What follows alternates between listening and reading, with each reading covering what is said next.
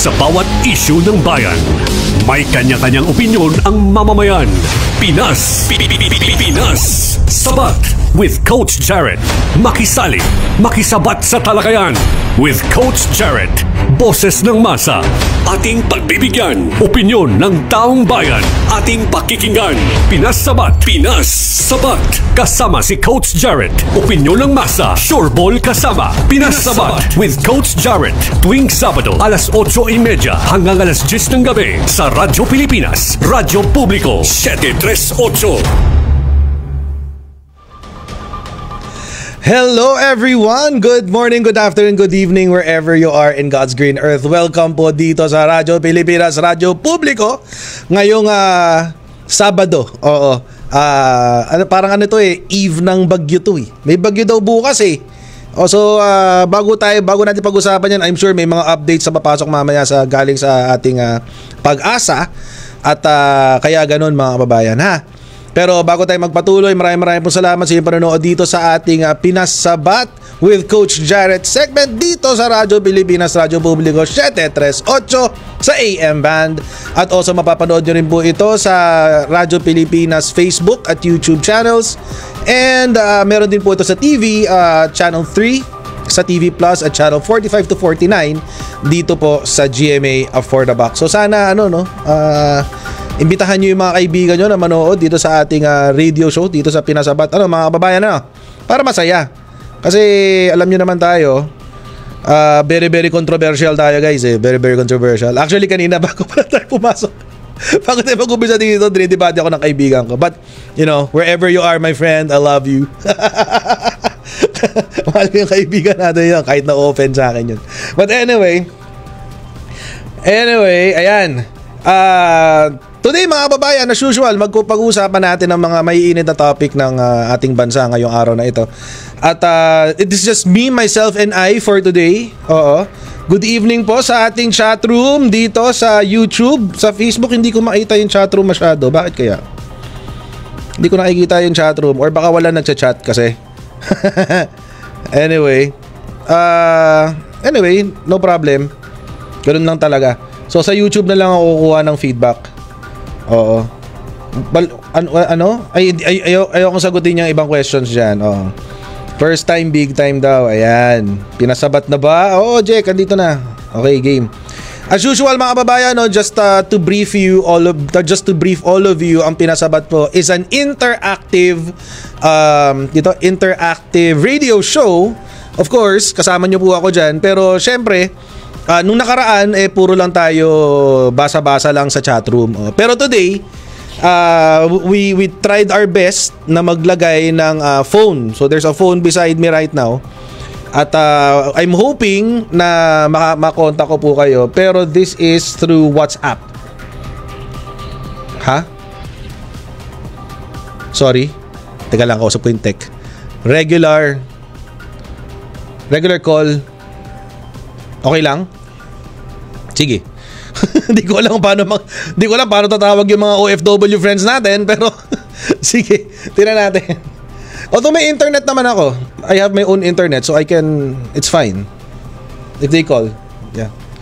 Anyway, ipopost namin mamaya yung phone number na pwede nyong tawagan. Pero syempre, isi-screen namin yung mga tawag at magbibigay lang ako ng konting panahon para dun sa mga tawag callers natin. So ito lang po house rules, lalo na sa mga makakausap natin sa telepono. Syempre hindi naman natin makokontrol yung mga sasabihin nyo. Pero kapag kami nakarinig ng mga bagay na hindi maganda, it's offensive to the ears and to the sentiments of our listeners at syempre sa sambayan ng Pilipino, yung mga hindi papayagan ng KBP, ibababa ko yung call. Oo. So pag may mga nagmura, ganyan, or kapag may mga bagay-bagay na hindi magaganda, ayan, ibababa ko yung call. Matik yun, no warning. Bahala kayo sa buhay nyo. Tapos, what else? Of course, keep it clean, keep it smart. Ayaw natin ng mga bobong dito, comments or yung mga prank calls, automatic, drop yan, auto-drop. Ano pa ba? Yun lang naman. Keep it clean, keep it smart. Tapos we will keep it in around 2 to 3 minutes per call. Oo. So, WhatsApp po sana para international. Mahal daw regular ko. Sabi. Sige. Excuse me. So we'll probably do WhatsApp. Naka-ano naman ako, I have my own Wi-Fi. Ayun, pwede raw WhatsApp. Pwedeng pakitype yung number para ma-dictate ko. Oo. Mamaya ako magko-call sa baka mamaya magsabay-sabay kayong lahat. Wait lang. Baka ma-excite kayong lahat eh. Sabay-sabay kayong magdiktahan, di ba? Wait lang, i-mute ko nga to, baka mamaya magtawagan kayong lahat, sabay-sabay magtawagan, di ba? Parang ano naman, ang ingay naman nun, di ba? Medyo maingay ng slight. Oo. Ayan. Okay. Silent. Yan. Okay. Although naka-ready na yung WhatsApp ko, uy! Kita ko yung Viber. Ayan. Ang ating pong WhatsApp number ay 0960-826-9015. Okay, 0960-826-9015. Okay, yan po ang ating WhatsApp number. Pero mamaya po kami sasagot ng mga tawag pagkatapos po nating pag-usapan ang ating topic for tonight. Actually, we might have two topics. Depende po sa kung gaano natin katagal pag-uusapan ang topic na gagawin natin ngayon. First and foremost, ito po ang ating unang topic. And it is a question na matagal nang bumabagabag sa akin. Sa akin personally, matagal na ho itong bumabagabag sa akin. Bakit? Kasi mga kababayan, para sa akin, sige, sabihin ko muna sa inyo yung tanong para maintindihan nyo kung bakit bumabagabag sa akin ito. Ito yung tanong. Dapat nga bang dapat tama ba na mangialam ang religious organizations sa mga affairs ng gobyerno? Yun ang ating tanong. Dapat bang makialam ang ating mga religious organizations sa mga affairs ng gobyerno? And I'm not just talking about, a specific religious group. Hindi ho. I'm talking about any religion. Any religion. Lahat sila. Lahat ng religion sa Pilipinas. Mapa-mainstream to medyo, I don't know, animistic, tribal, what have you. Lahat ng klaseng religion. Dapat ba silang manghimasok sa affairs ng gobyerno? Yan ho ang tanong natin tonight. Excuse me. Bakit ho? Kasi alam naman ho natin this week, very mahugong ang usapan tungkol sa napipintong rally na gaganapin sa November 16, 17, and 18, if I'm not mistaken. So 3 araw yun, sunod-sunod. Grabe, diba? Ang tibay. Approximately, alam naman na natin kung ano yung religious groups na magpa-participate doon. Although, hindi ho natin ginajudge ang mga religious group na ito. Wala ho tayong sinasabi na sila ay wala ho tayong panghuhusga sa kanilang mga doktrina.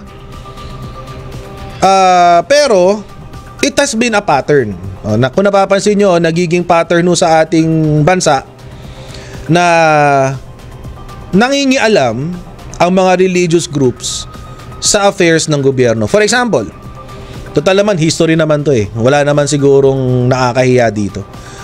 Or ka-sensor dito. 1986 EDSA Revolution.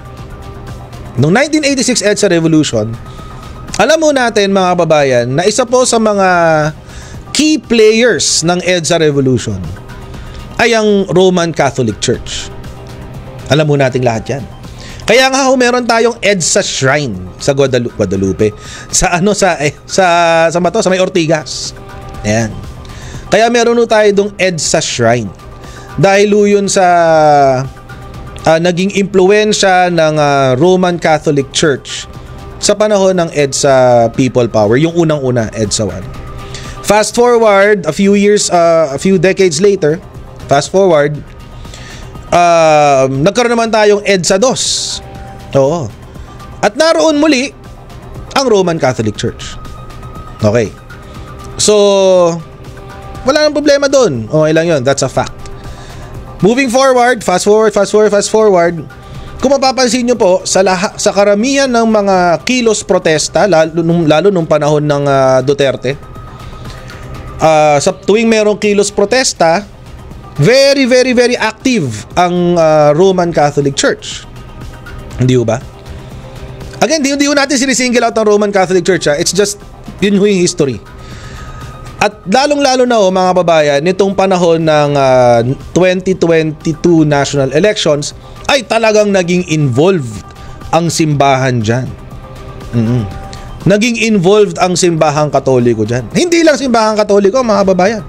Halos lahat na ng simbahan nagumpisa ng mga impluwensya ng kanilang mga parishioners para bumoto sa mga specific na individual, no? So nandiyan na yung papasok si INC na nag-endorse ng ganito. Well, si INC din naman from time immemorial, nag-endorse din naman sila ng kanilang kandidato, and then meron silang tinatawag na block voting. At syempre nandiyan din yung mga ibang grupo pa and what have you.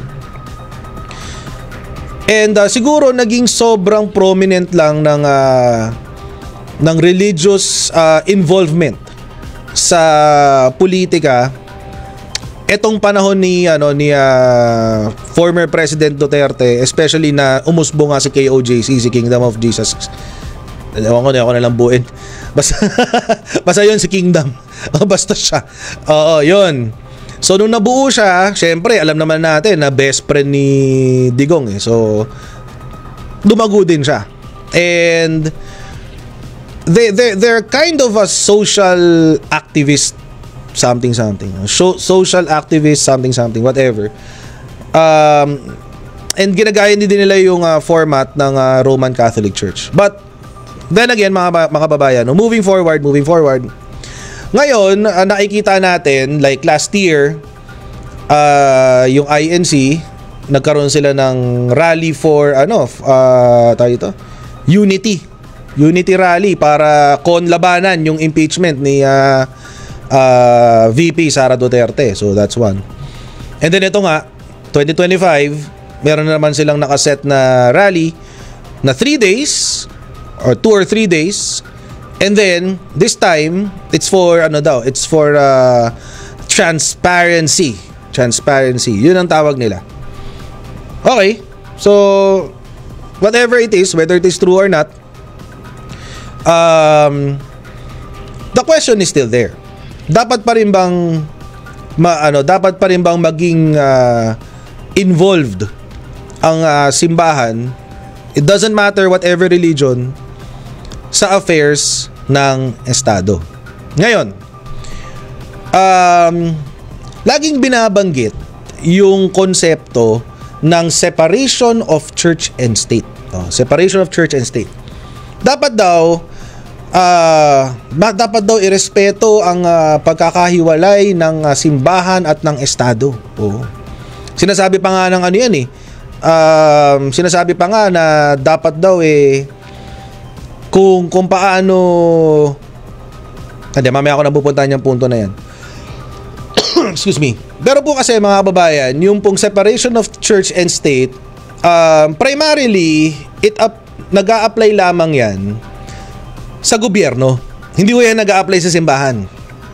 Bakit? Kasi po, sa Constitution din po natin, kung saan nanggaling yung separation of church and state, meron po tayong tinatawag na freedom of religion. Ang bawat Pilipino po ay may kalayaan, kasama po sa kanyang human rights, na mag-practice ng kanyang reliyon. At na hindi pwedeng pigilan ng gobyerno ang pagpapractice ng kanyang reliyon. So, para kanino ngayon yung separation of church and state? Para yun sa gobyerno, para sa estado, na hindi siya magtatag ng isang relihiyon para sa bansa. Yun lang yun. It's called non-establishment clause, parang ganun. So para pigilan ng gobyerno na makialam sa kung paano sumamba ang isang individual, kung paano mag-practice ng reliyon ng isang individual. So yung separation of church and state is really one way. It's really for the government. It's really to prevent the government to intrude in the freedom of religion of a Filipino. Yun talaga yon. Pero dahil ganun nga ang konsepto, dahil ang gobyerno bawal mangialam, dapat din ba? Parang ngayon nagiging relevant na yung tanong. Na dapat din ba na ang simbahan ay medyo bawas-bawasan ang pangingialam sa affairs ng gobyerno? For me, mga kababayan, it is still a question. Question mark pa rin sa akin yan. Bakit? And alam nyo, hindi ho kasi madaling sagutin yung tanong na yan. Sa totoo lang, hindi ho madaling sagutin yung tanong na yan. Bakit ho? Kasi ho, ang reliyon po kasi, ang konsensya dapat ng Estado. Religion is the conscience of the government or the state. Ang reliyon po dapat ang nagtuturo sa gobyerno kung ano ang dapat na moral, kung ano yung tamang gawin, kung ano yung mas ikabubuti ng nakararami. Ayun, yun ang dapat na itinuturo ng reliyon. Pero mga babayan, it seems ngayon kasi it's different.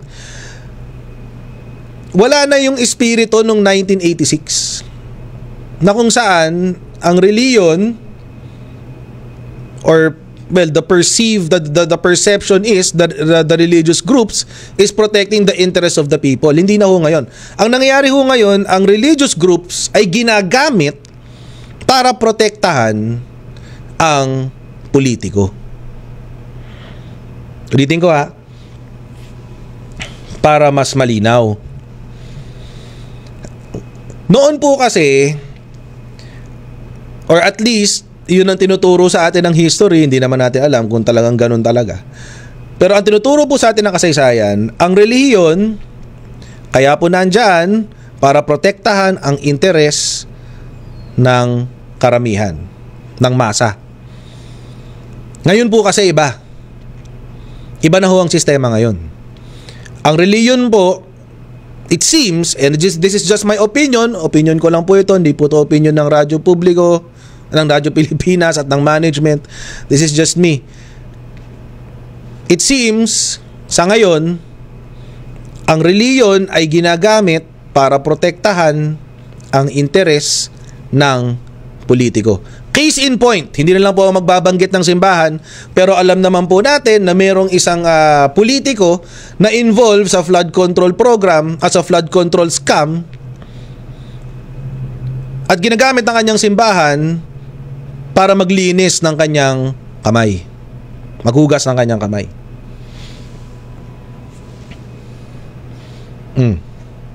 Diba? Alam naman na siguro natin kung sino yung tinutukoy kung politiko na yan. Pero wag na natin banggitin ang pangalan. Wag na natin banggitin yung simbahan. Alam naman natin na nag-e-exist yan.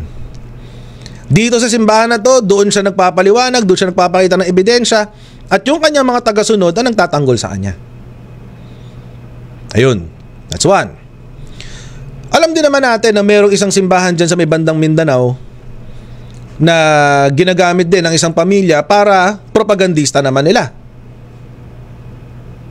Naglilinis ang kanilang pangalan, nagpo-propaganda para sa kanila, sumasama sa kung saan saang biyahe nila, at whitewashing, di ba? Propagandizing, etc. etc. Although nakakulong na yung pinuno nun ngayon, so medyo weak na sila, pero they're still operating. At ginagawa pa rin nila kung ano yung trabaho na dati nilang ginagawa. And of course, this new one, itong isa na ngayon medyo mas napapadalas ng pagrarally, alam naman na natin yan kung ano yan, yung magrarally ngayong November 16, 17, 18. So, now it begs the question, dapat pa rin bang ang pangit ng term na mangialam no? Ang pangit ng term na mangialam, pero siguro parang doon papunta Dapat pa rin bang mangialam ang simbahan, lalo na kung ang kanilang ginagawa ay protektahan lamang ang interes ng isang politiko? Di ba? I guess that's the question for tonight. So, Unahin ko muna sa ano? Unahin ko muna siguro sa chatroom. Oo, basa muna ako ng ibang mga messages. Or siguro ganito na lang.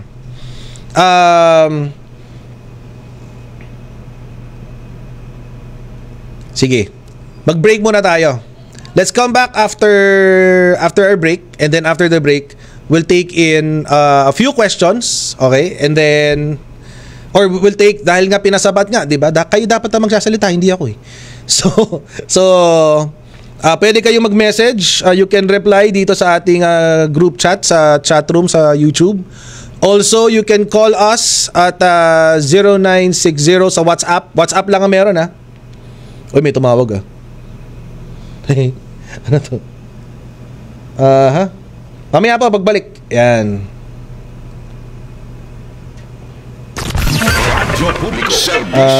Bayang News Nationwide. Balitang pambansa. Sa ulo ng ating Pinakamalawak na pagbabalita. ang radyo ng Pilipinas. Radyo Pilipinas. Balitang mahalaga sa bawat mamamayan. Ang radyo ng publiko. Radyo publiko. Nag-uugnay ng pamahalaan sa sambayanan. Ay inyo ring mapapakinggan sa 104.3 FM band. Magkaisa, magtulungan para sa pag-unlad ng ating bansa. Radyo Pilipinas. Radyo publiko sa 104.3 The Capital. Ang ating mga programa at serbisyo para sa mamamayang Pilipino. Ibabahagi natin mula alas 6 ng umaga hanggang alas 12:30 ng tanghali. Monday to Friday sa 104.3 FM band. Radyo Pilipinas, Radyo Publiko, and The Capital. Ang boses ng Pangulo. Sabay na maghahatid ng serbisyo sa mamamayang Pilipino in the new era of collaboration. Basta mula sa iba't ibang bahagi ng bansa. Radyo Pilipinas, Radyo Publiko sa 104.3 The Capital. Good news! Ang inyong pinagkakatiwalaang Radyo Pilipinas nasa TV na. Oo, nasa TV na. Ang Radyo Pilipinas 738 AM ay live nang mapapanood sa Channel 3 ng ABS-CBN TV Plus at Channels 45 to 49 ng GMA Affordabox. Kaya may access ka na sa balitang totoo anytime, anywhere. Sa radyo, sa social media at TV. Radyo Pilipinas 738 AM. Time to celebrate kulturang Pinoy. Tradisyon, musika, sining, literatura at iba pa. Anything and everything fun and Filipino. Ito ang Pinoy Kultura. Flight PR 1043, now boarding. Hey, that's us! Vacation, here we go! Always love flying the first and oldest commercial airline in Asia, our very own flag carrier, Philippine Airlines. Dreaming of love while cruising at high altitudes. Did you know this track was specifically made for Philippine Airlines back in the 70s? Composed by Jose Marichan and arranged by Ryan Cayabyab. Closer to heaven, we're 30,000 feet. Brings back good old memories, at the same time, creating new ones with a new generation. Oo, ang ganda pa naman ng kanta. Leave all your worries as we soar over the clouds. I don't know about you, but I always feel a sense of pride every time I see our flag carrier on airports or up flying high in the sky. They'll be shooting stars through time and space. Yan ang Pinoy Kultura because our culture is cool. This is a public service announcement. Discipline is the key. Umiwas sa aksidente sa daan. Ang pagmamaneho ay may kaakibat na responsibilidad, hindi basta mapaandar lang ang sasakyan. Kilatisin ang sarili, ang kahandaan sa manibela, siguruhing inyong konsentrasyon ay hindi magagambala. Importante rin na ating laging isipin, init ng ulo ay huwag pairalin, bagkus kaligtasan ng lahat ang siyang dapat unahin. Isang mahalagang paalala mula sa Presidential Broadcast Service at Radyo Pilipinas, Radyo Publiko 738. This is a public service announcement. Public service announcement from PBS, Presidential Broadcast Service at Radyo Pilipinas, Radyo Publiko 738. Radyo Pilipinas is on Viber. Viber. One tap and swipe. Nandyan na lahat. Receive credible news and information. Pati mga trending topics at videos. Sure na meron dito niyan. Stay on track with Radyo Pilipinas on Viber. Pick up real news. Catch the latest and biggest stories. Search Radyo Pilipinas on Viber and hop in to our community.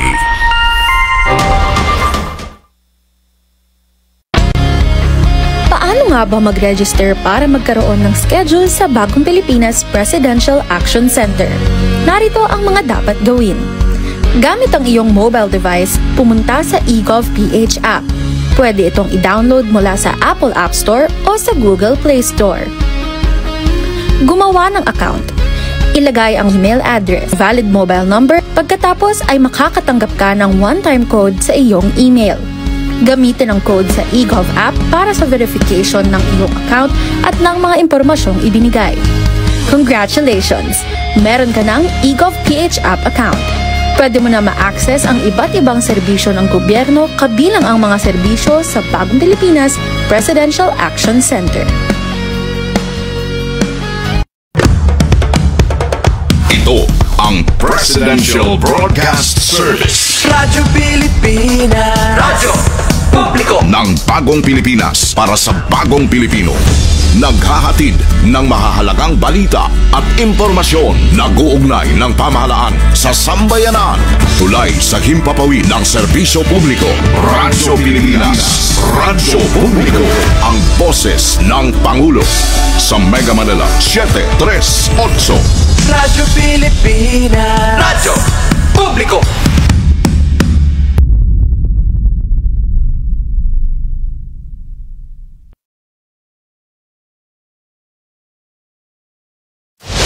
Sa bawat issue ng bayan, may kanya-kanyang opinyon ang mamamayan.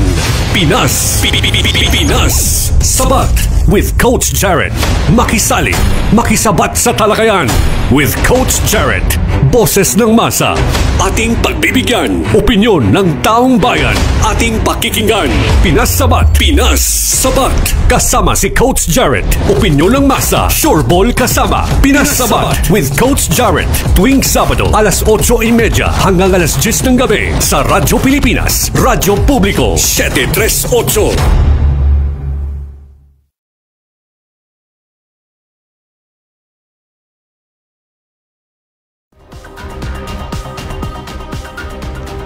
Hello everyone at welcome back po sa Pinasabat with Coach Jared at huwag niyo kakalimutan na mag-subscribe dito sa YouTube channel o at Facebook page ng Radyo Pilipinas, Radyo Publiko. May announcement tayo? Wala, okay.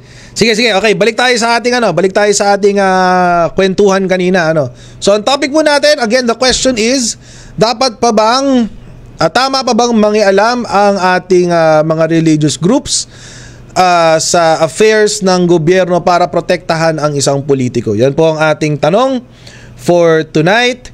At magbabasa lang po ako ng mga konting messages, wala pang tumatawag Although kung gusto niyo pong tumawag, our number is 0960-826-9015.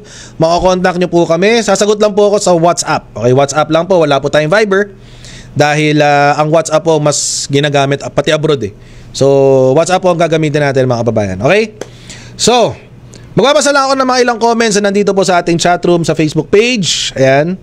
Una, basahin natin to kay Wake and Bake. Wake and Bake.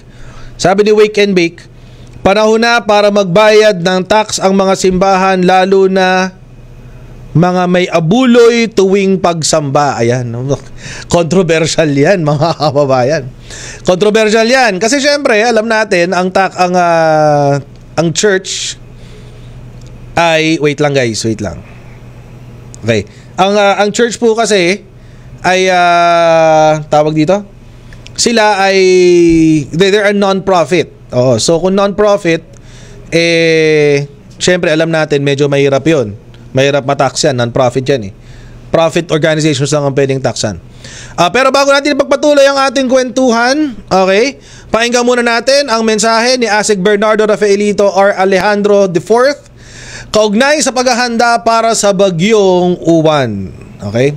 Mga kababayan, kami po sa NDRIMC at OCD ay muling nagpapaalala sa inyong lahat na ang Super Typhoon Uwan ay magdadala ng malakas na hangin at malawakang pag-ulan sa Luzon, Visayas at maging sa Mindanao. Kaya dapat ihanda na natin ang ating mga pamilya at mga ari-arian na maging protektado at ligtas sa panganib na dulot ng bagyong Uwan. Ang mga kababayan natin na nasa mga delikadong lugar ay dapat lumikas na sa ligtas na lugar. Makipag-ugnayan po tayo sa ating mga lokal na otoridad, lalo na sa mga mayor at punong barangay. Sa direktiba ng ating Pangulong Ferdinand Marcos Jr., lahat po ng sangay ng pamahalaan ay nakahanda at aktibong tumutulong sa ating mga local government units. Mag-ingat po tayong lahat.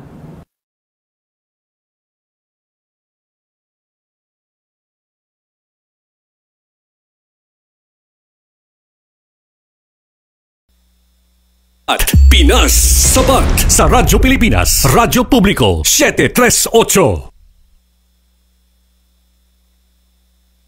Okay, and we're back. Okay. Ganun lang kabilis, guys. Wag nyo kakalimutan yun, ha, mga kababayan. Ingat po tayo. Malakas ho itong bagyo na papasok, ha. Hindi ho ito joke. No joke, no joke. Oo. Malakas ho talaga to. Kaya dapat to nag-iingat ho talaga tayo. Paghandaan ho natin yung bagyong papasok na si Uwan. Oo. Okay, game. Balik tayo sa ating pinag-uusapan kanina. Tapos may comment din si ano ba yung kanina? Dapat daw taksan. Ayun. So I don't know. Personally, mahirap mataksan ng churches kasi nga they're non-profit organizations. So mga pwede lang naman taksan is for profits eh. So, I doubt. Pero, I understand the sentiment. Diba? Naiintindihan ko yung sentimento na kung gusto mong makialam, kasi ang sentiment dyan is kung gusto mong makialam sa usaping politika, dapat pare-pareho tayo may laban. No? Pare-pareho tayo ng kinatatayuan. Kung gusto mong pumasok sa mundo ng estado, iwanan mo yung mundo ng simbahan. At kailangan maging lumabang ka sa mundo ng estado. So, baka ganun yung gustong sabihin ni Wake and Bake. Pero, let's see. Pero ako, malabo yan. Malabo mataksan ng simbahan, mga kababayan. Sabi ni Annelie, sa Facebook pala ako nagbabasa ngayon, ha. Sabi ni Annelie, hindi po ba Filipino ang mga religious groups para maipagkaisa at mag-rally patungkol sa flood control? I'm trying to understand the question. Oy, Netflix.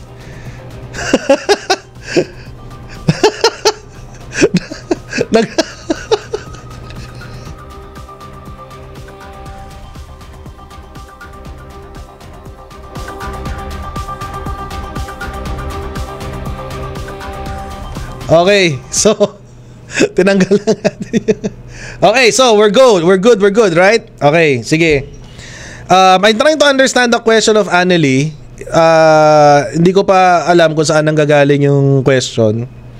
Hindi po ba Filipino ang religious groups para makipagkaisa at mag-rally patungkol sa flood control? I think it's not the question of whether it is being a Filipino or not eh. Parang parang hindi siya tanong ng pagiging Pilipino o hindi. Parang it's a question of whether lalo na kapag pumoprotekta ka ng isang politiko, or should the church get involved in protecting a politician? Siguro yun talaga yung meat of the matter or yung meat of the question. Ang simbahan ba ay dapat tumatayo sa likod ng isang politiko?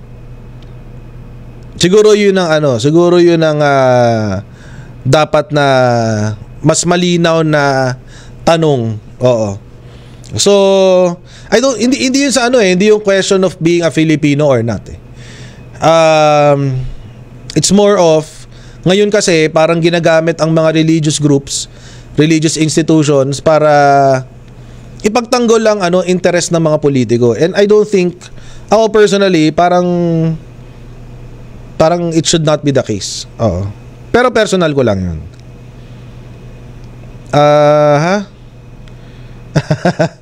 Sabi ni Marife Bernardino, hindi tamang makialam ang religious group para sa isang politiko, maling-mali. Okay, wait lang, may tumatawag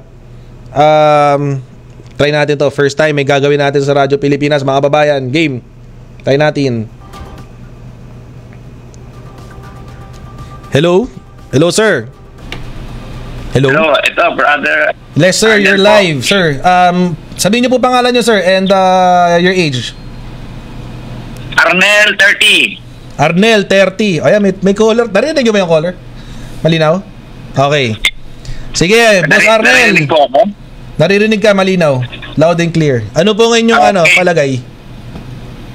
Palagay sa issue na ito, yung about dyan sa nagaganap sa atin na ito yung parang separation of church and state, ano? Opo, yung question po natin is, ang simbahan po ba ay dapat tumayo para protektahan ng isang politiko? Ayan. Siguro, I think naman to, kasi alam naman natin, may isang religious group, hindi ko na rin po babanggitin. Alam na banggit ng pangalan, ha? Hindi ko pa panggitin yan. Alam ko din po yan. Kasi, nung eleksyon yan, nung eleksyon nung kasagsagan, sila ay mahilig mang-endorso.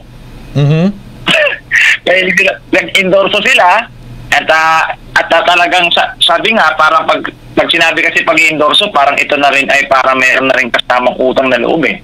Okay. Parang natitingnan ko, parang napapaghihimasukan yung bagay na yan kasi nga may utang na loob.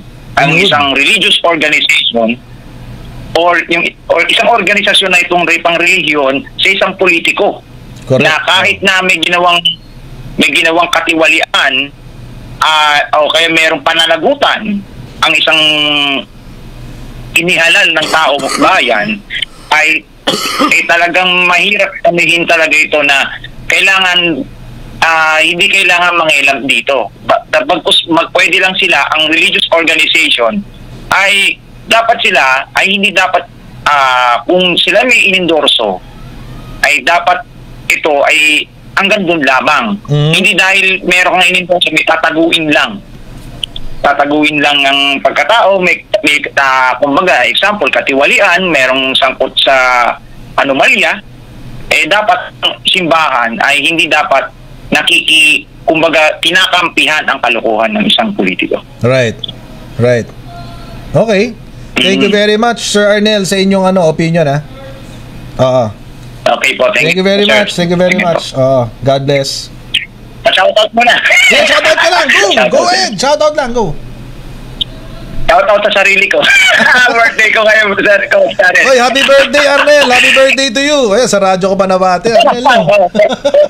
Or admin na, admin na. Moderator ko sa dito sa ating GC. Shoutout sa'yo. Happy birthday, Arnel, ha? God bless. Thank you, sir. Okay. Thank you. Ayun.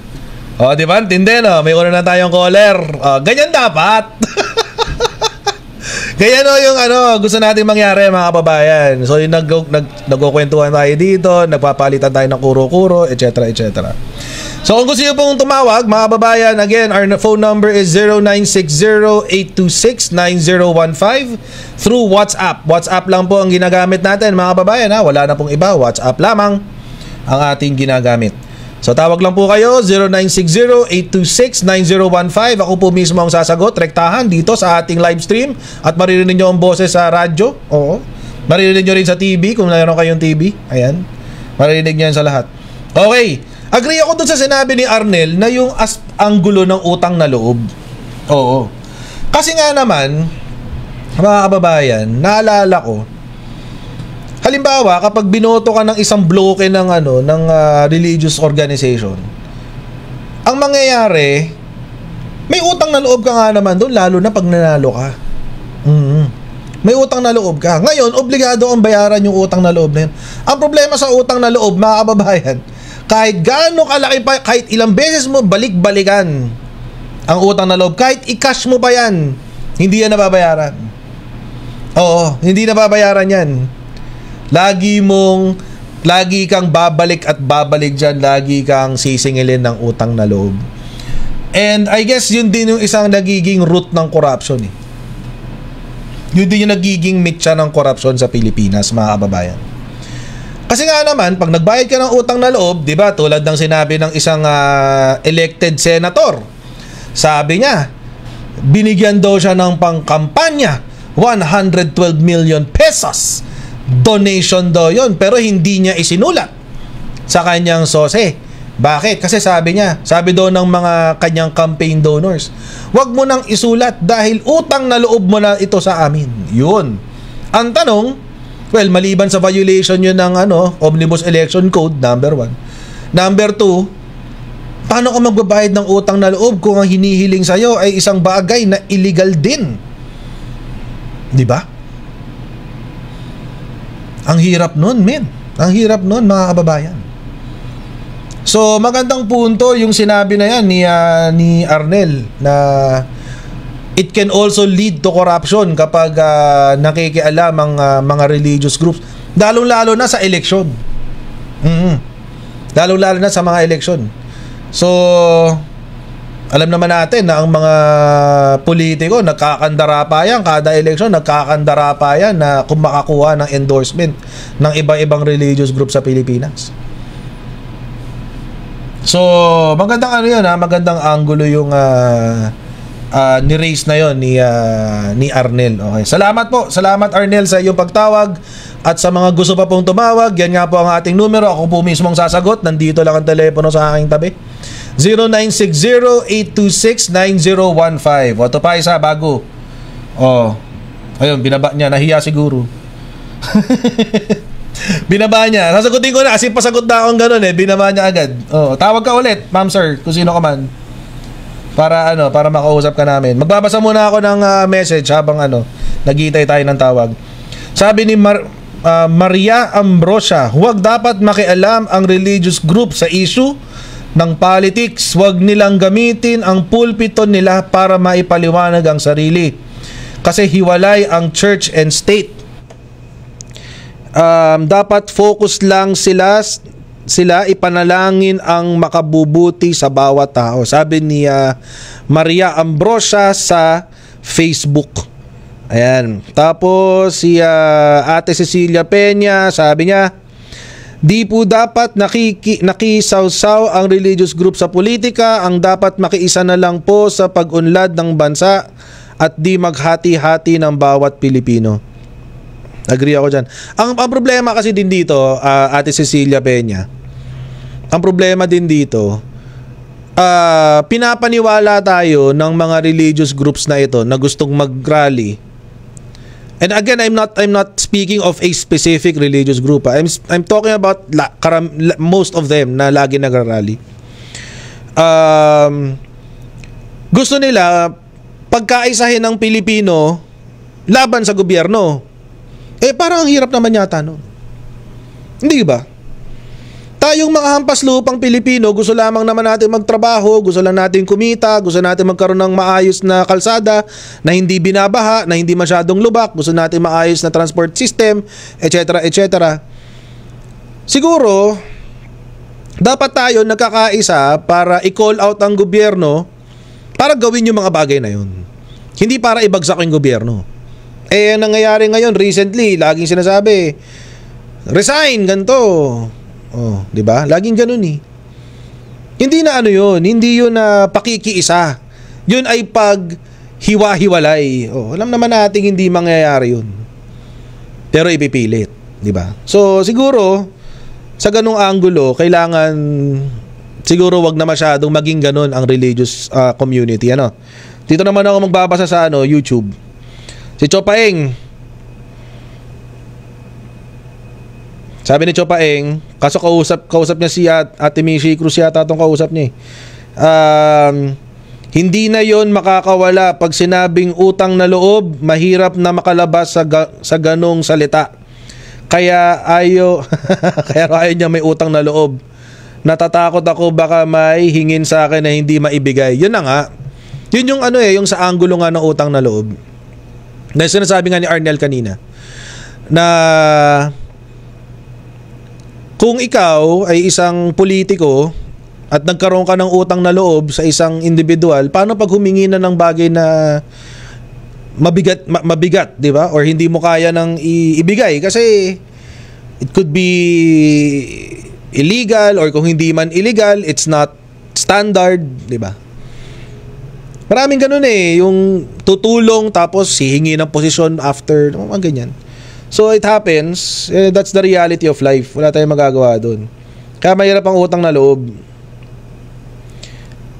Okay, si 51 billion movement, sabi niya, si Kristo na nagsabing ang kaharian ng Diyos ay wala sa lupang ito. Unahin nila ang kaluluwa kaysa sa kamunduhan, kagaya ng politika. Yun naman kasi talaga ang trabaho nila, di ba? Yun naman talaga ang trabaho ng simbahan.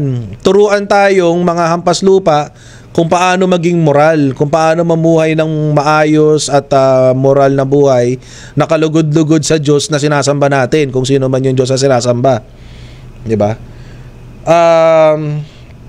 Kaso nga lang, kapag ano yan merong ano dyan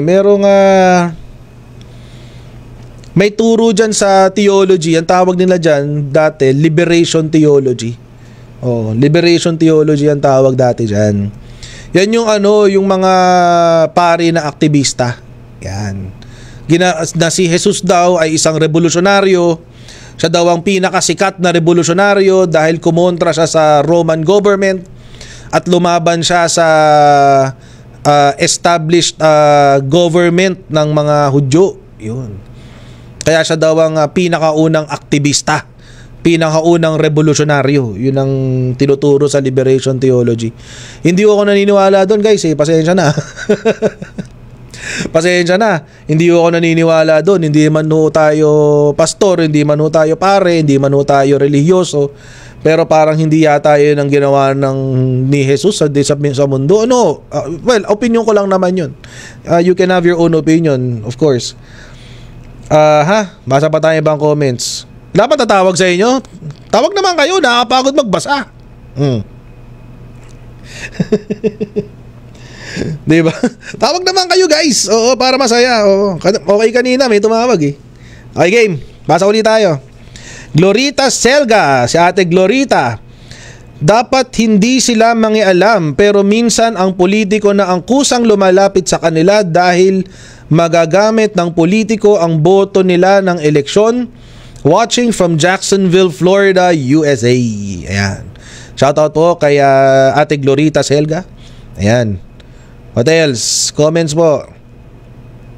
Hindi dapat sumali, sabi ni Mina Kaisip. Hindi dapat sumali ang mga religious kasi lumalakas loob ng mga buwaya na politiko.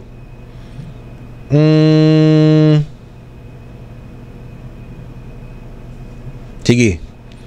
Inisip ko to eh. Paano ba? Paano bang sistema dito? Kasi alam nyo mga kababayan, basta buwayang politiko, wala nang magagawa dyan eh. Kahit anong gawin niya, malakas na talaga ang loob niyan. Tingnan nyo yung isang nagtatago abroad. Tingnan nyo yung isang nagtatago abroad ngayon, di ba? May death threat daw sa kanya, sabi ng abogado niya, may death threat daw sa kanya. Dahil lakas ang loob. Kaya talaga magbuhaya. Wala tayong magagawa. Buhaya lang talaga siya eh. Oo.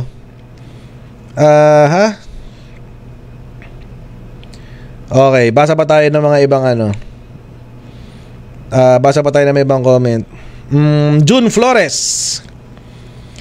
Sabi ni Sir June Flores, hello Coach Jared, sa aking palagay dapat pa rin pong magkaroon ng separation ng church and state. Iba-iba ang religions natin at iba-iba ang paniniwala.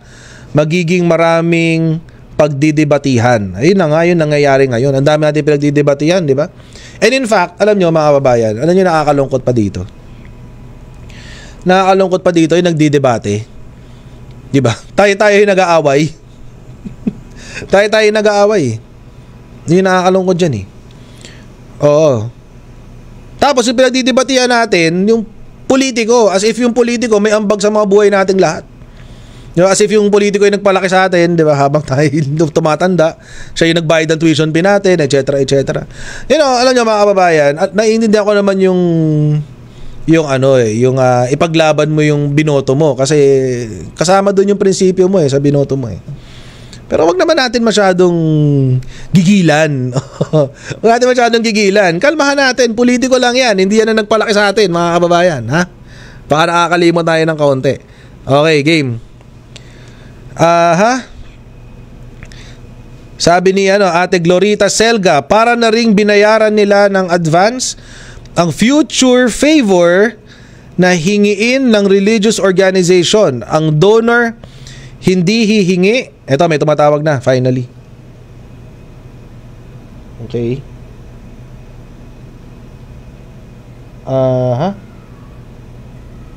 Continue. Allow. Hello? Ano, may sumasagot? Hello? Hello? Hello, ma'am? Hello po. Hello, ma'am. Narinig niyo po ba ako, ma'am? Opo, narinig ko po. Ayun. Ano pong name natin, ma'am, and age? Pasabi po. Ano po, Justin. Yan, ma'am Justin. Age 55. Ilan po? 55. Batang-bata pa si ma'am Justin, ma'am. Sige po. Hello po. Sige po, ma'am. Go ahead po. What are your thoughts po? Hello, Coach. Good evening. Ano po, Justin. Yan, age 55. Hello po. Ma'am, mukhang nag-e-echo yung ano ko. Mukhang nag-e-echo. Nakikinig po ba kayo habang kausap ako? Opo, nilipat po ako. Oo, nag-e-echo kasi. Ayan. Hindi na ano ko lang yung din sa yung sa religion. Opo. Yung mga sa church at saka kasi dapat hindi talaga sila nakikialam dun sa ng state. Kasi iba kung gusto lang makialam, magbayad sila ng tax. Hindi yung kasi ang dapat inaan nila yung natin, yung tawag ito, yung souls natin, di ba? Yung religious natin. Hindi yun dapat finifeed nila. Hindi yung minds natin na kinokorrupt nila na magsasabi sila ng ganito, si ganito dapat iboto natin. Which is, I feel, is hindi tama. I agree. So ma'am, ang sinasabi nyo po, kailangan magbayad sila ng tax. Kung gusto lang mag-involve sa affairs na magbayad sila ng tax. Parang kagaya ng normal na kagaya natin. Kung gusto nating kung kagaya ito, magbibigay ako ng feedback ko sa ganyan, I have the right. Kasi nagbabayad ako ng tax Right. Diba? Right. Na pwede ako magsabi na, mali yung gantong nyo kasi hindi maganda para sa amin or diba? Karapatan natin yun na umangal tayo sa Kasi taxpayers tayo. Sila naman, nabubuhay sila sa mga, yung mga binibigay ng mga tao, yung mga donations. Tapos, gagamitin nila yun para panlaban sa politiko. Para ipang nila, tapos ilalagay nila kung sino yung gusto nila para nabibigyan sila ng, yung nila, yung tawag ito, ng favors, ganon. Di ba yung hindi tama? Right. Ayun. Thank you very much po, ma'am, for calling. Maraming pong salamat sa panahon binigay niyo po sa atin, ma'am Justin. Baka may gusto kayo shoutout? Batiin niyo na po. Birthday ko na isang araw, Coach. Uy, happy birthday, ma'am Justin. Happy birthday to you. Happy birthday.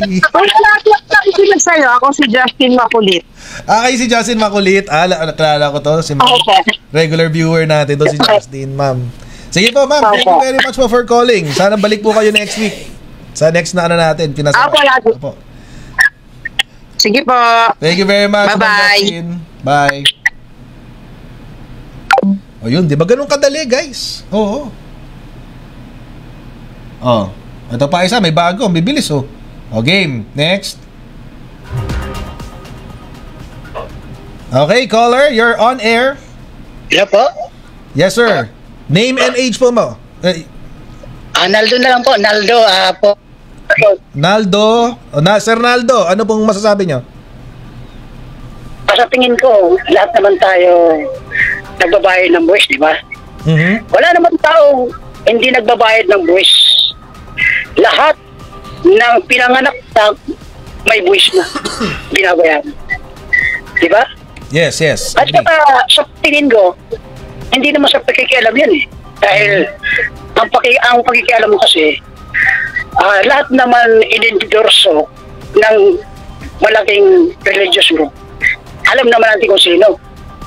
Dahil itinutweet lang kasi sa tingin ko itinutweet lang nila dahil religious group na sila Itinutweet lang nila kung sino ang mali. Halimbawa, yung kabila, binoto rin. Yung kabila, binoto rin. Parehas. Kung alin doon, yung mayroong pagkakamali, yun ang itutuwid nila sa hindi nila ipagtatanggol yun dahil mali nga yung isa. Alam naman natin na pares nila ang inidorso ng malaking politiko yun. Kaya sa tingin mo, hindi pa kikialam yun. Natural lang yun na may religious tulad ng panahon ni Marcos, may religious sa Katoliko. Di ba? Malaki yun. Right, di ba? Right, Oo. Karapatan natin yun. Karapatan natin yun na kahit politiko. Napakalaking politiko yun. Natanggal na di ba? Napatalsik na Oo. Wala naman tayong karapatan pagbawalan sila. Di ba? Right. Kailangan natin, kahit religious o hindi, kailangan natin makialam. Dahil, ang isang tao, hindi naman makikialamin kung mali ang kanyang pupuntahan. Kaya ang para sa akin, bago lang kasi ko kaibigan. No problem. Ang para sa akin, hindi pakikialam yun. Lahat tayo na aambag ng tax. Lahat tayo. Walang taong hindi nagtatax. Sasabihin ko, para sa akin talaga, kailangan natin makialam lahat tayo dahil nagbuto tayo. Binuto natin sila. Yun lang po. Maraming salamat. No problem. Thank you, Sir Naldo. Baka may gusto kayong batiin. Binabati ko lang ang family kong family Abol, family Paloy, family Gomez, family Sacro. Thank you. Okay, thank you very much, sir. God bless. Ang bilis magsalita ni Sir. Ang bilis ng salita niya nung pagbati sa pamilya niya. Hindi ko alam kung narinig ba ng pamilya niya. Sana narinig ng pamilya niya. Ano? Okay, ito. Meron naman kasunod. Oh, guys, a game. Wait lang ha. Hello, caller. You're on air. Thank you very much for calling. Hello? Hello? Ma'am, yun.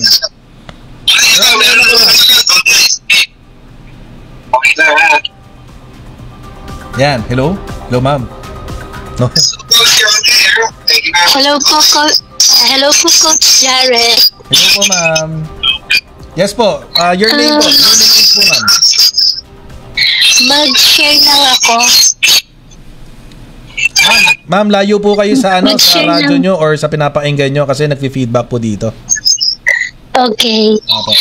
Mag-share lang ako sa Matthew 22:21 where Jesus says, "Render therefore to Caesar the things that are Caesar's, and to God the things that are to God." This is mean that there is a separation of the government and the religion. Kasi nga ang religion dapat nagtuturo lang sila sa yung kaluwalhatian, ikagaganda ng moral, dignidad, about the Bible.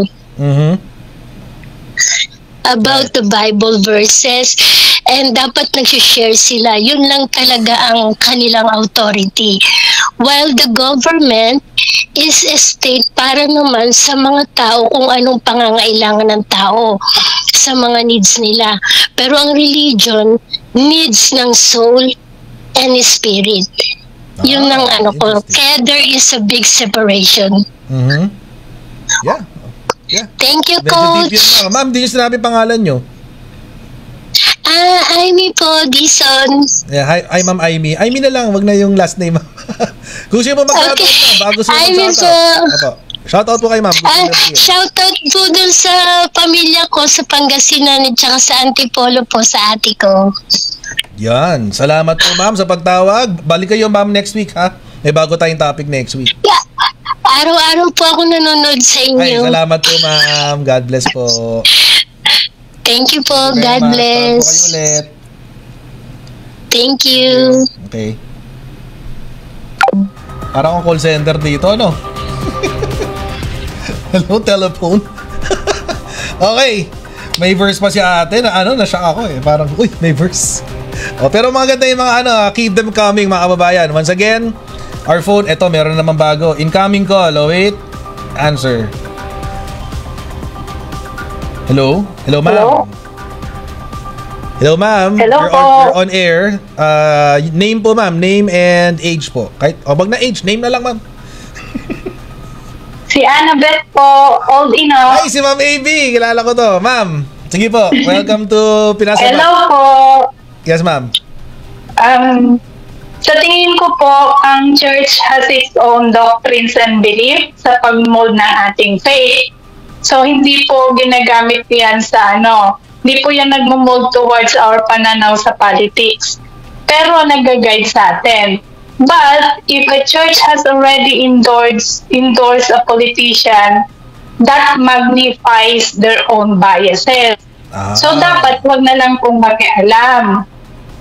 So, kung ang church naman ay walang inendorso, then they can rally all they want.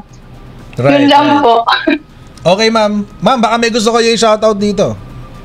Bago niya baba yung call. Wala po akong gustong i-shoutout. Mag-ingat na lang po tayo sa darating na bagyo. Okay. Thank you very much, Ma'am AB. Kita-kits po tayo sa susunod na live, ma'am. Thank you din po. Opo. Okay. Yes po. Thank you po. Bye. Ayun. O, diba? Taray natin na may mga call-in tayo today, guys. Kaya ayun. Well, alam nyo, that's a good point, no? Itong huling sinabi ni Ma'am Annabeth. It's a good point. Mas magandang i-endorse na lang ng mga simbahan yung qualities ng mga politiko na dapat nating hinahalal o mga dapat nating sinusuportahan. Huwag na lang pangalan, qualities na lang. Yun. Para nga naman para wala nang nagiging bias. Oo. Oh, meron pa ba tatawag? Tawag pa kayo, mahaba pa oras natin, no? May di ba pala, may mga 20 minutes pa tayo, guys. Oh. Magbabasa pa ako ng ibang comments, ha? Ito pa, magbabasa ako ibang comments. Game. Sabi ni Delusional Freak, walang problema kung magsawa man ng rally. Pero kung ang organizer is from a religious sector, baka sa ibang usapan na yun since hindi dapat makialam sa issue ng politics. Ito, meron pang bagong call. Ito pa, ayan. From Singapore. Okay, game. Hello? Hello, ma'am. You're on air. Hello, sir. You're on air. Ma'am, sir. Hello, sir. Hello po. Hello, ma'am. You're on air, ma'am. What's your name po? Long time long time listener, pero seldom nagko-comment. Okay lang po, ma'am. Ano pong name niyo, ma'am? Okay, ang opinion ko lang naman, Coach Jared, ito din kasi tayo ay hindi naman pagmamayabang, pero member kasi ako ng Church in Singapore. So ang ginagawa namin about sa Pilipinas, ang mga gulo natin, pinapag-pray lang namin sa pinapag-pray namin ang Pinas, ganun yun. At hindi kami nakikipag sa mga gulo diyan. Yung alam mo ba yung nakawatch lang kami. Ako nakakawatch ako, pero sana naman hindi ganyan ang ginagawa ng mga religious leaders natin, no? Kasi obvious silang may pinapanigan Kasi dapat, kung religious leaders tayo, ipinapag-pray lang natin ng Philippines, yung mag-unite tayo, hindi yung maggulo-gulo tayo, ganun, di ba? Right. Di ba dapat? Right. Agree ako dun. At saka, ang hirap kasing i-unite ang mga leaders natin ngayon kasi may mga obvious na coach, yung mga gusto nila sila na lang ang napapakinggan. Tapos naandyan yung presidente natin na nagkakandahirap. Tapos ito namang mga iba pinipilit na ginugulo ang Pinas. So, ano ba ang future natin kung ganyan? Yeah, I understand. I understand the sentiment, ma'am. Opo. Yes, coach. Kasi alam mo kasi kahit nandito kami sa abroad, naandyan sa Pinas yung mga family namin at hindi naman lingid sa kaalaman namin na kung siyempre yung mga family namin na andyan nandito kami, nahihirapan tayong lahat Tama. Agree ako dyan. Tama. Kasi alam mo, minsan, guilty ako dan minsan nagko-comment na rin ako ng pabalang eh. kahit member ako ng church sa Singapore, minsan nakakapagsalita na din ako ng hindi maganda dahil sa mga ganyan na pinapakita ng mga Filipino na kagaya natin na minsan nagsasalita na rin ako ng bobo, tanga, kasi bakit ganyan sila? Bakit ganyan sila? Hindi nila iniintindi yung kalagayan natin na Pilipino. Nakakahiya tayo at sa totoo lang, nakakahiya tayo kasi hindi lingid sa mga amo namin dito sa Singapore na nakikita sa mga TV, anong nanggugulo, ano yung mga gulo natin. Nakakahiya. Minsan yung amo ko nagtatanong na nga eh. Oo. Kung uuwi ka pa. Nagtatanong kung uuwi ka pa. Oo, ako syempre may pamilya ako sa Pinas eh. Syempre, naman. Yun lang ang opinion ko din, coach, kasi minsan naguguluhan ako eh kasi ang gulo ng Pilipinas talaga. Thank you very much po, ma'am, sa inyong opinion. Baka may gusto po kayo i-shoutout, ma'am. Actually, hindi nakikinig yung pamilya ko sa'yo, coach, pero ako nakikinig everyday. At saka oras-oras kahit pagtatrabaho nasa tenga ko yung AirPod ko. Salamat po, ma'am. Makikinig pa rin kahit hindi nila marinig, di ba? Para malay nyo, umabot sa kanila. Dati alam.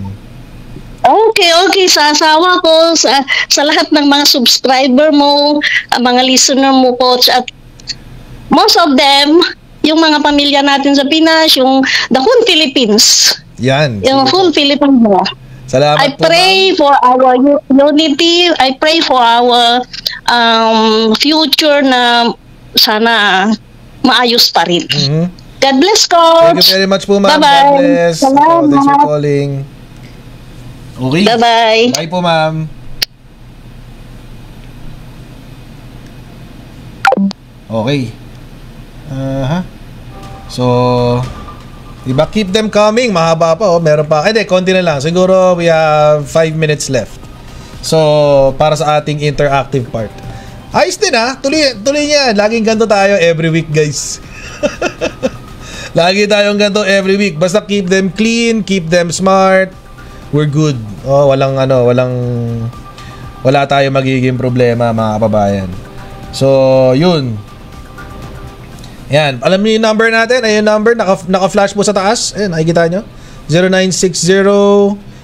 0960-826-9015. Sa WhatsApp po kayo tumawag, lalo na po sa ating mga overseas Filipino listeners. Ayan. So, basa pa po tayo ng mga iba pang comments bago tayo mag-break. Okay. Sabi niya, Keisha Verbo, lahat naman talaga involved sa tax, kaya lang may member sila na nasa gobyerno pero masyadong halata na may kinikilingan. Gusto lang din nila idiin yung tao na kinakalaban ng isa na hindi na nga nagtatrabaho habang pinapasahod ng taong bayan yan. Yan po ang pinapalaga ng karamihan. I think this is regarding sa pagsuporta sa yung mga ibang religious sectors na sumusuporta sa mga politiko. Yan. Okay. Okay lang makialam basta walang kinakampihan, sabi ni Wake and Bake. Okay. Baka hindi na siya umuwi, sabi ni Edwin. Uy, yan, may pamilya yan si ate eh. Uy, yan, syempre. Okay, basa tayo dito sa YouTube naman. Okay, sabi ni Arniel Avenido, as an individual, pwede kayong makiisa sa mga rally na hindi anti-government, but as an institution like church, wag po yan, bawal na bawal yan, sabi. Tapos, sabi ni Lorna Chua, ano talaga ang tunay na agenda ng mga religious sect na nagrarally? The government is doing well, why not help the president in moving forward for our country? Sabi ni ate Lorna Chua. Okay. I guess, wait, meron pa mga taas. Sabi niya Ruby M. Revibes, mga member mag-isip kayo Ang tunay na makadiyos hindi sumasali sa gulo. Tignan nyo kung sino ang tama, hindi yung sumusunod sa mga pinuno nyo na mali ang angarin, sabi. Si Delusional Freak, sabi niya, bakit nung kasagsagan ng impeachment case ni very vocal sila, lumalabas tuloy na may pinapanigan. Huwag na natin banggitin yung mga grupo. Oo. Sabi ni Bray, tama naman na bawat tao ay may karapatan mangialam sa estado, mapaanong religion ka man, pero ang problema ay ginagamit ang reliyon as a whole para sa interest ng isang politiko. Yun naman talaga yung yun talaga yung palyado doon. Oo. Agree naman ako doon.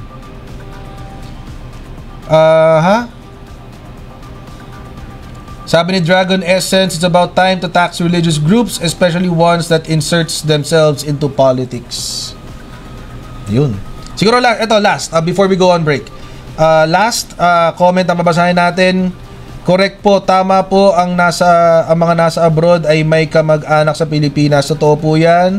Ang sinabi ng caller na akahiya po sa ibang bansa. Yung mga nasa ibang bansa po ang nahihiya, napapahiya po dahil sa mga nangyayari sa Pilipinas. And you know, I could not agree more sa sinabi ni Ryan tsaka nung ating caller kanina.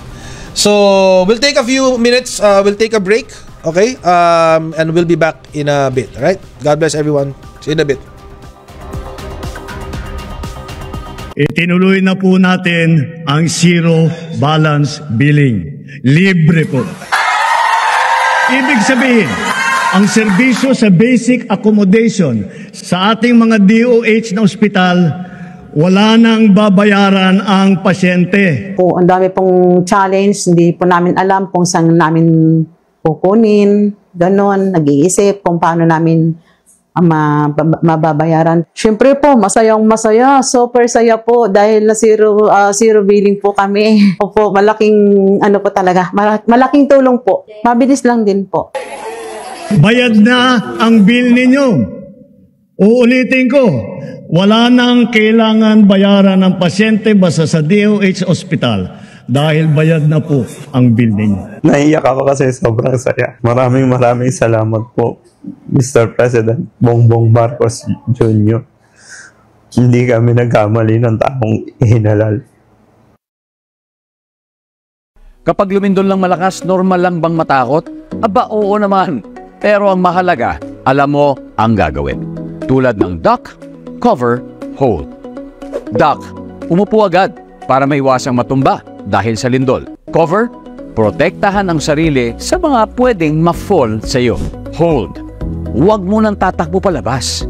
Hintaying tumigil ang lindol at pakiramdaman ng paligid bago lumabas ng bahay o gusali. Lagi ang tandaan para mabawasan ang pangamba sa oras ng sakuna. Duck, cover, hold. Hashtag panatag ang may alam. Maging panatag Pilipinas. Sa bawat issue ng bayan, may kanya-kanyang opinyon ang mamamayan. Pinas, Pinas, sabat with Coach Jared. Makisali, makisabat sa talakayan with Coach Jared.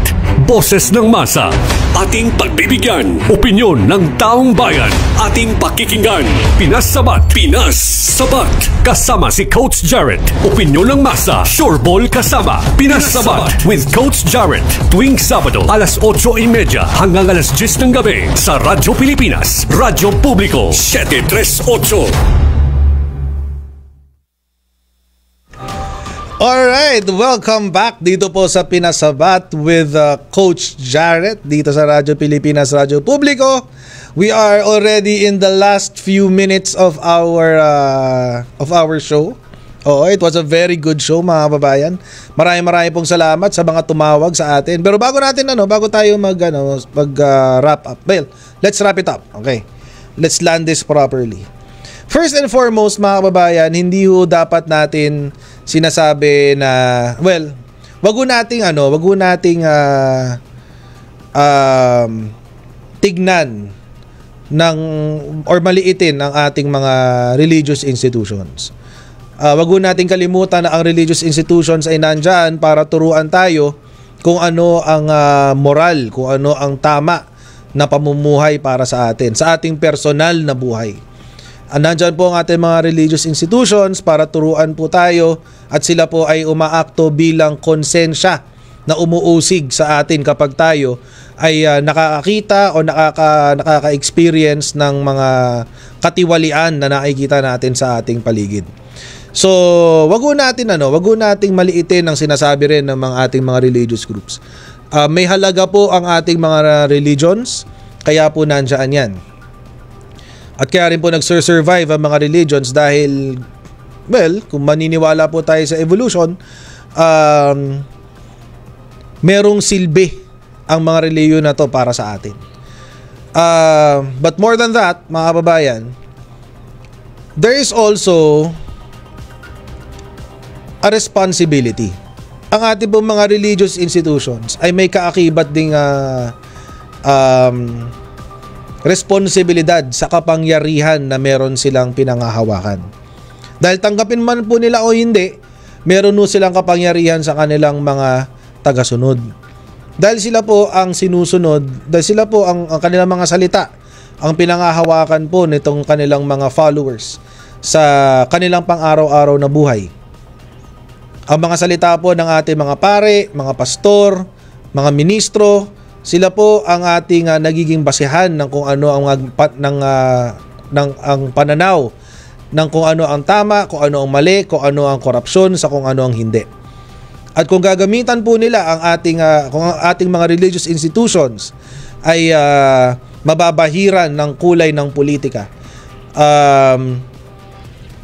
masisira din po ang ating pananaw ng tama at mali.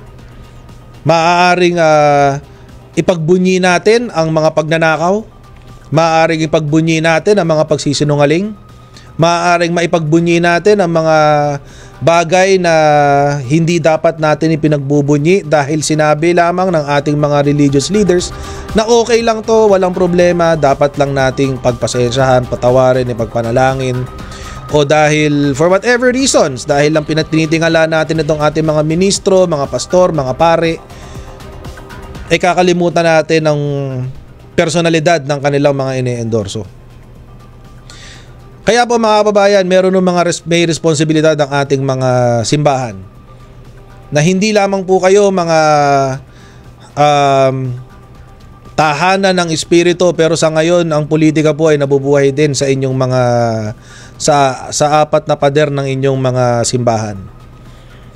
At sana po gamitin nyo po ang kapangyarihan na ito para ituro sa inyong mga parokyano kung ano ang dapat sinusunod, kung anong klaseng leader ang dapat nating tinitingala. Burahin na ho natin ang pangalan at personalidad ng mga politiko sa ating mga bibig. Hindi ho yan kailangan ng ating mga tagasunod.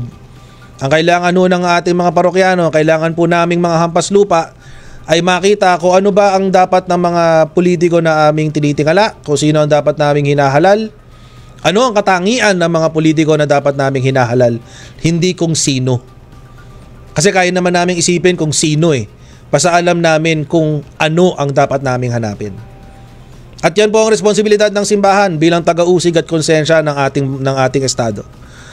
Kaya nananawagan po kami sa mga, lalo na po sa magrarally sa November 16, 17, 18, na huwag nyo pong gamitin ang inyong pulpito para turuan ng inyong mga tagasunod na mag-aklas sa bansa, na ibagsak ang gobyerno. Turuan nyo lang po ang inyong mga tagasunod na manalangin ng taimtim para sa bansa, ipanalangin ng kapayapaan, at siguruhin na ang hustisya, lalong-lalo na sa flood control scam, ay makamit sa lalong madaling panahon. Wala akong magagawang mabuti ang distab sa ating bansa. Wala akong magagawa yan. Lahat lang ho tayo sabay-sabay maghihirap. Mas maganda pagpanalangin na lang natin gabayan ng Panginoon ng ating presidente, ang kanyang gabinete, at ang kanyang at iba pang mga hinalal natin sa ating bansa. Lalo-lalo na mga babayan, sa susunod na mga araw, meron ma-experience natin na isa sa mga pinakamalakas na bagyo, si Bagyong Uwan. At habang nananalanta po ang bagyo, sana po matutunan po natin maisantabi po muna ang politika.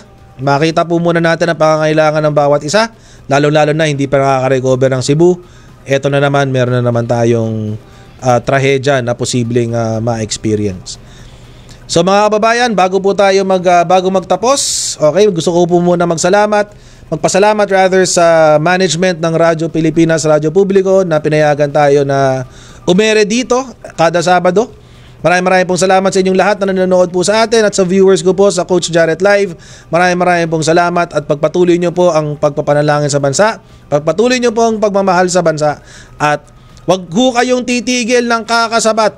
Magkukuda lang po kayo, magsisigaw at ilabas ang inyong saloobin. Magkita-kita po tayo next week.